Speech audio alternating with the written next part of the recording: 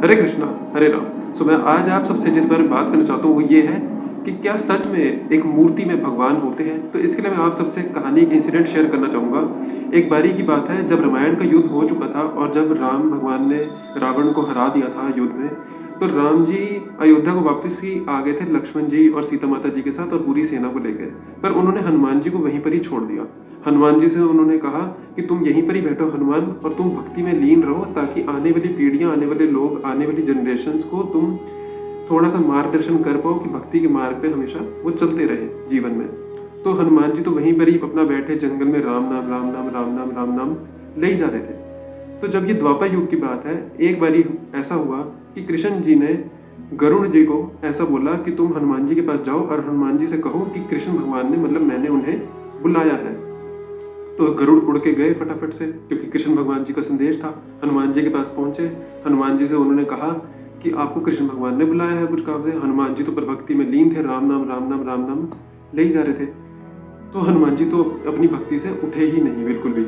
गरुड़ को वापसी आना पड़ गया। गरुड़ जी ने आके बताया कृष्ण भगवान को कि हनुमान जी तो भक्ति में लीन है, राम भगवान नाम ले रहे हैं। तो कृष्ण जी ने कहा अब तुम दोबारा जाओ और उनसे ये कहो कि राम भगवान जी ने उन्हें बुलाया है। तो जब वो दोबारा पहुंचे हनुमान जी के पास तो गरुड़ जी ने बोला कि तुम्हारे को राम भगवान ने बुलाया है। हनुमान जी एकदम से उठ गए भक्ति में से कि राम भगवान जी का संदेश है और मुझे तो जाना ही पड़ेगा।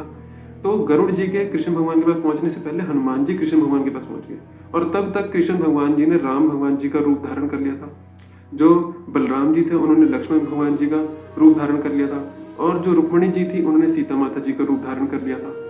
तो इसका जो मॉरल मैसेज है वो ये है कि भक्त की जिस तरीके की इच्छा होती है, एक जो पर्सन की डिवोटी की जिस तरीके की इच्छा होती है कि भगवान को वो इस रूप के अंदर देखना चाहते हैं, God is so kind in nature, so down to earth, so humble कि वो उसी रूप के अंदर अपने आप को धारण कर लेते हैं। इसका संदेश ये है कि जब भी हम कहते हैं, जब बाजार के अंदर जाके एक मूर्ति को देखते हैं, हम बाजार के अंदर जाके एक भगवान जी की फोटो को देखते हैं, हमें ऐसा लगता है कि कितने अच्छा ये तो मिट्टी की ही मूर्ति है, इसमें कैसे भगवान होंगे। पर जब हम घर उसको लेकर आते हैं, जब हम उसकी पूजा करते हैं, तो फिर वो भगवान इतने हम्बल होते हैं, इतने काइंड हार्टेड होते हैं, इतने काइंड नेचर्ड होते हैं कि वो भक्त की कहते हैं एक इंसान की इच्छा, क्योंकि उन्हें पता है कि वो मेरी पूजा इस मूर्ति की फॉर्म में ही करेंगे, तो वो अपने आप को इनकारनेट कर लेते हैं एक मूर्ति के अंदर, एक स्कल्पचर के अंदर।